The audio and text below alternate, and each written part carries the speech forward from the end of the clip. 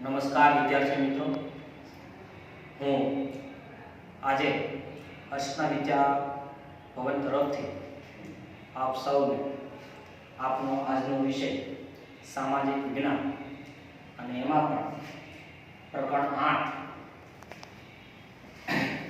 8 ભારતના રાજ્ય બંધારણનું ઘડતર અને લક્ષણોનો આપણે પરિચય લઈશું। સૌપ્રથમ આપણે જોઈએ કે બંધારણનો અર્થ। આપણને એક સવાલ થવો જોઈએ કે દુનિયામાં આટલા બધા દેશો છે તો એનું વ્યવસ્થિત તંત્ર એટલું ચાલતું કેમ હશે? કઈ રીતે લોકો એ ચલાવતા હશે એની સરકાર? બંધારણ દ્વારા જ।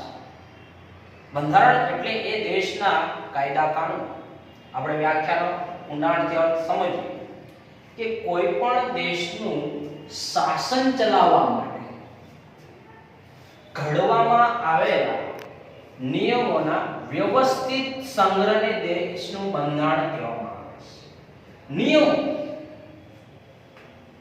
અને એમાં કીધું છે વ્યવસ્થિત, પાછો સંગ્રહ થયેલો એ જે હોય એને જ આપણે દેશનું બંધારણ કહેવામાં આવે કે ભાઈ આવા પ્રકારનો આપણે નિયમ ઘડીએ છીએ, બનાવીએ છીએ, એવા પ્રકારના નિયમોનું આપણે પાલન કરવું પડશે। બરાબર? ફરી એકવાર જોઈએ, કોઈ પણ દેશનું શાસન ચલાવવા માટે ઘડવામાં આવેલા નિયમોના વ્યવસ્થિત સંગ્રહને દેશનું બંધારણ કહેવામાં આવે છે। હવે આપણે જોઈએ એના પછીનો ટોપિક કે બંધારણનું મહત્વ। હું તમને સીધા અર્થમાં કહી દઉં કે કલ્પના કરો કે કોઈ દેશનું બંધારણ હોય જ નહીં, મતલબ કે કોઈ નિયમ જ ન હોય, તો પ્રજા પોતાની રીતે મન ફાવે તેમ કોઈ નિયમો વગર પોતાની ઈચ્છા પ્રમાણે ગમે તેવું વર્તન કરવાનું છે। ગમે તે નિર્દોષ વ્યક્તિને મારશે, અપરાધ કરશે અને એના વિરુદ્ધ કોઈ કાયદાકીય કાર્યવાહી નહીં કરવામાં આવે તો એ દેશનું તંત્ર આર્થિક રીતે, સામાજિક રીતે કે બધી જ રીતે, રાજકીય રીતે ડામાડોળ થઈ જશે અને દેશનો વિકાસ થશે જ નહીં। એટલે બંધારણ હોવું જરૂરી છે, મહત્વ એનું એ જ છે। પણ તે છતાં આપણે અહીંયા મેં બતાવ્યું છે આપણે કે કોઈ પણ દેશનો પાયાનો અને મહત્વનો દસ્તાવેજ છે। દસ્તાવેજ એટલે લખાણ, બરાબર? કે આપણને કોઈ પૂછે કે ભાઈ આવું તમે કેમ કહી શકો? ભારતનું બંધારણમાં ઉલ્લેખ છે કે ભારત એક બિન સાંપ્રદાયિક દેશ છે। તો આપણને કોઈ પૂછે ભાઈ તમે કઈ રીતે કહી શકો કે ભારત બિન સાંપ્રદાયિક દેશ છે? તો કે ભાઈ ભારતના બંધારણમાં લખાયેલું છે। દસ્તાવેજનો અર્થ શું છે? લખાયેલું છે। એ તેનું મહત્વ છે કે કોઈ આપણને ભવિષ્યમાં પૂછે કે તમે શાના આધારે કહી શકો, તો કે બંધારણમાં લખાયેલું છે એટલા માટે આપણી પાસે સાબિતી હોવી જોઈએ। બરાબર? આગળની વાત કરીએ તો આપણું બંધારણ અંગ્રેજો સામે આપણે ઘણીવાર, એટલે કે આપણા ભારતીય નેતાઓ જે હતા આઝાદીના લડત માટે જે પ્રયાસો કરી રહ્યા હતા, ગાંધીજી જેવા, મોતીલાલ નહેરુ, જવાહરલાલ નહેરુ, સરદાર વલ્લભભાઈ પટેલ, આ બધા વ્યક્તિઓ પહેલા, એટલે કે વારંવાર અંગ્રેજોને અપીલ તો કરેલી કે ભાઈ તમે અમને પોતાનું સ્વરાજ્ય પાછું આપી દો, એટલે કે પોતાનો દેશ પાછો આપી દો। પણ અંગ્રેજોની વારંવાર આનાકાની બહાના બતાવતા હતા, મતલબ કે ભાઈ અમે નહીં આપીએ, કે તમારી પાસે બંધારણ, એટલે કે તમે કોઈ કાયદા ઘડવા માટે બનાવેલા જ નથી, તમારામાં એવી સક્ષમતા નથી કે ભાઈ અમે ઘડી શકશું, અથવા તો તમે ઘડી આપો। એટલે કે અંગ્રેજોને આપણને એક પ્રકારનો પડકાર આવેલો એ સમયમાં કે ભાઈ તમે શું ઘડી શકશો બંધારણ તમારા દેશનું? તમે શાસન ચલાવી શકો એમ છો? તમારામાં એક ક્ષમતા છે? એટલા માટે જ આપણા જે ભારતીય નેતાઓ હતા એ સમયના મહાન વ્યક્તિઓ, એને આ પડકાર જીત્યો, એનો એ સ્વીકાર કર્યો। આપણે પહેલા પણ જોયું હતું કે મોતીલાલ નહેરુએ આનો પડકાર સૌથી પહેલા, એટલે કે નહેરુ કમિટીમાં અહેવાલ રજૂ કરેલો, પણ એ અંગ્રેજોએ સ્વીકાર કરેલો નહીં। અને અંતે હિંદ છોડો આંદોલન પછી પરિસ્થિતિ એવી ઊભી થઈ કે અંતે તો અંગ્રેજોએ સ્વીકાર જ કરવું પડ્યું કે હવે આપણે એના સભ્યોની, એટલે કે જે બંધારણ ઘડવું જ પડશે। તો એટલા માટે જો પહેલા જ કીધું કે આપણી ઘડતરની પ્રક્રિયા બહુ લાંબી છે, કઈ એક વર્ષમાં, એટલે કે ટૂંકા ગાળામાં નિર્માણ થયેલું નથી।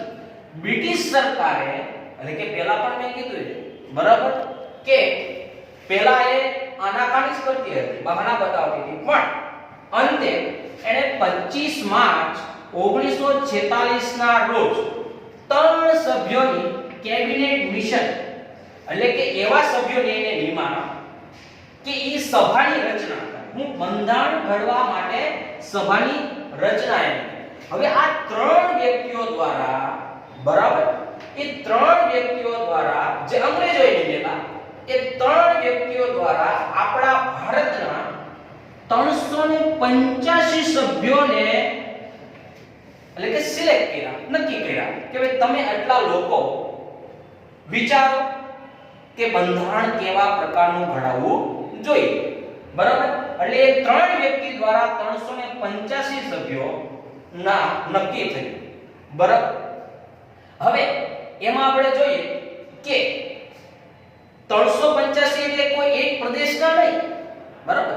જો એક પ્રદેશના લઈએ તો બધા એ બંધારણ એ રીતે ઘડાય કે પોતાને રાજ્યને લાભ થાય એ રીતે ઘડતા થાય, પણ એ રીતે નહીં. એટલે જો એ કીધું કે ભારતના દરેક પ્રદેશના લોકોને એનો સમાવેશ કરવામાં આવે, દરેક જ્ઞાતિના, દરેક ધર્મના, જાતિ, હજી આપણે એક શબ્દ ઉમેરીએ તો કે લિંગ એટલે કે સ્ત્રી પુરુષોને પણ ઉમેરવામાં આવ્યા. નકર તો ઘણીવાર એવું થાય કે માત્ર પુરુષો દ્વારા ઘડતર કરવામાં આવે તો એના લાભ ને જ થાય, પણ આપણા દેશનું બંધારણ એ રીતે ઘડવામાં આવ્યું કે સ્ત્રી પુરુષનો પણ ભેદભાવ દર્શાવવા એટલે કે દેખાવો જોઈએ નહીં. હવે આગળ વાત કરીએ એમાં મુખ્ય સભ્યો આપણે વાત કરી કે 385 સભ્યો હોય એટલે કે હતા એ બરાબર. હવે મુખ્ય સભ્યોમાં એ સમયમાં જવાહરલાલ નહેરુ, વલ્લભભાઈ પટેલ, મૌલાના અબ્દુલ કલામ આઝાદ, શ્યામ પ્રસાદ મુખર્જી, એચપી મોદી, એચવી કામત, કનૈયાલાલ મુનશી, આના સિવાય અન્ય પણ બીજા છે, ફ્રેન્ક એમ્પી જેવા વ્યક્તિઓ. હવે તો આપણે મેં પહેલા પણ કીધું કે દરેક જાતિ અને લિંગમાં પણ ભેદભાવ નથી કરવામાં આવ્યો. એટલે આ તો આપણે પુરુષોમાં મુખ્ય સભ્યો હતા, એવી રીતે સ્ત્રીઓમાં જે મુખ્ય હતા એમાં હતા સરોજની નાયડુ, વિજયાલક્ષ્મી પંડિત બરાબર. એટલે આપણે એ સાબિત થાય છે કે સ્ત્રીઓને પણ આપણે એટલું જ માન સન્માન પૂર્વક બંધારણ ઘડવામાં આપણે એનો સમાવેશ કરવામાં આવ્યો છે. હવે આ જે 385 જે સભ્યો હતા એ આખી સભાના એમાં પણ જે મુખ્ય અધ્યક્ષ હતા આખી સભાના એ હતા ડોક્ટર રાજેન્દ્ર પ્રસાદ અને ખરડા સમિતિના અધ્યક્ષ એ હતા ડોક્ટર ભીમરાવ આંબેડકર. હવે આ બંનેનો ફરક શું છે? સભાના અધ્યક્ષ એટલે કે વ્યક્તિઓ બેઠા હોય 385 વ્યક્તિઓ બેઠા હોય તો એ સભાનું હેન્ડલિંગ કરવા વાળા વ્યક્તિ એ ડોક્ટર રાજેન્દ્ર પ્રસાદ. હવે સવાલ છે કે ખરડા સમિતિના અધ્યક્ષ એટલે શું કે ભાઈ કોઈ પણ પ્રદેશનો વ્યક્તિ એક્ઝામ્પલ પર આપણે ગમે તેને લઈએ કે વલ્લભભાઈ પટેલ કે ભાઈ જવાહરલાલ નહેરુ કે ભાઈ એને એવું લાગ્યું કે ભાઈ મારે આ પ્રકારનો કાયદો બનાવવો છે બરાબર. તો એ કાયદો બનવો જોઈએ કે નહીં એટલા માટે 385 સભ્યો પાસેથી સહી કરાવવામાં આવે કે ભાઈ હું આમાં સહમત છું, આમાં સહમત છું. આખરી જે સહમતિ આપે એટલે કે ખરડો એટલે એક પ્રકારની એવી વસ્તુ જે કાયદો હજી પૂરેપૂરો બન્યો નથી. કાયદો ક્યારે બને એટલે કે ખરડા એ કાયદો પહેલા ખરડો પણ અંતે જે લાસ્ટમાં અંતે જે મંજૂરી મળે કે ભાઈ આ ખરડો હવે કાયદો બની જાય છે એ લાસ્ટમાં જે સમિતિના અધ્યક્ષ હતા એ હતા ડોક્ટર આંબેડકર એટલે કે ડોક્ટર ભીમરાવ આંબેડકર. એટલે કહેવાનો અર્થ એવો કે અંતે 385 સભ્યોની અંતે જે છેલ્લે જે ખરડા પર સહી કરતા વ્યક્તિ હતા એ હતા ડોક્ટર ભીમરાવ આંબેડકર. હવે જો પરીક્ષામાં આપણને પૂછાય ત્યારે ચોખવટ કરતા હોય છે બરાબર કે ભાઈ સભાના અધ્યક્ષ કે ખરડા સમિતિના અધ્યક્ષ, ત્યારે આમાં કોઈ ફરક દેખાવો ન એટલે કે આપણે ખ્યાલ હોવો જોઈએ કે કેમાં કયો જવાબ આવશે.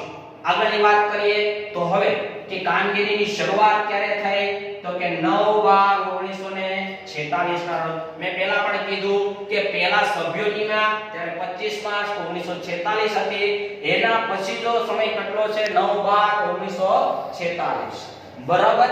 કારણ કે એ સભ્યોને બધાને એકઠા કરવા એ બહુ મોટી કામગીરી હતી. બંધારણ ઘડવામાં લાગેલો સમય એટલે આપણને બહુ મહત્વનો પ્રશ્ન પૂછાય છે. કેટલો સમય લાગેલો? 2 વર્ષ 11 મહિના અને 18 દિવસ.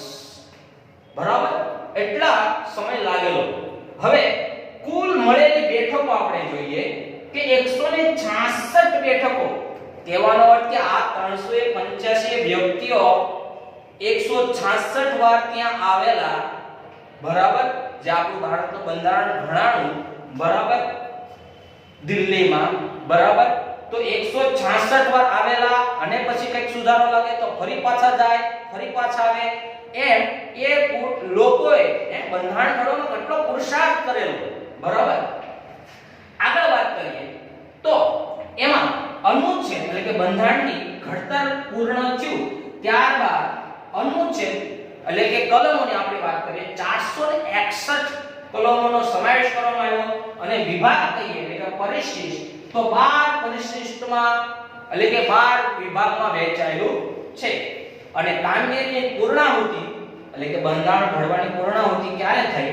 26 નવેમ્બર 1949 ના રોજ. અને અંતે એ કામગીરી પૂર્ણ થઈ. પણ અમલ કઈ રીતે લાવવો? બંધારણ ઘડાઈ ગયું, બરાબર, પણ અમલ ક્યારે લાવવો? તો એના માટે કોઈ ચોક્કસ તારીખ નક્કી કરવી જોઈએ ને. એટલા માટે આપણા ભારતીય જે નેતાઓ હતા એણે 26મી જાન્યુઆરી 1950 ના રોજ આ તારીખ નક્કી કરી બંધારણનો અમલ લાવવા માટે. આ જ તારીખ કે કારણ કે આ જ તારીખે આપણે અગાઉ જોઈ ગયેલા, આ જ તારીખે આપણે પહેલો સ્વતંત્ર દિન ઉજવેલો. મેં પહેલા આપણે કીધેલું અથવા તો યાદ હોય તો કે આપણે ખરેખર આપણને આઝાદી મળી 15 ઓગસ્ટ. બરાબર, આઝાદી ખરેખર મળી પણ આપણે ખરેખર એની પહેલા 26 જાન્યુઆરી 1930 ના રોજ સ્વતંત્ર દિન ઉજવી નાખેલો. અને એ દિન ભૂલાય નહીં એટલા માટે આપણે બંધારણનો અમલ 26 જાન્યુઆરી 1950 ના રોજ કરેલો. આપણે જેને પ્રજાસત્તાક દિન તરીકે ઓળખીએ છે. સત્તા એક રીતે કે સત્તા પ્રજાના હાથમાં આવી એટલે પ્રજાસત્તાક દિન. તો અહીંયા સુધી આપણે માહિતી રાખીએ છીએ.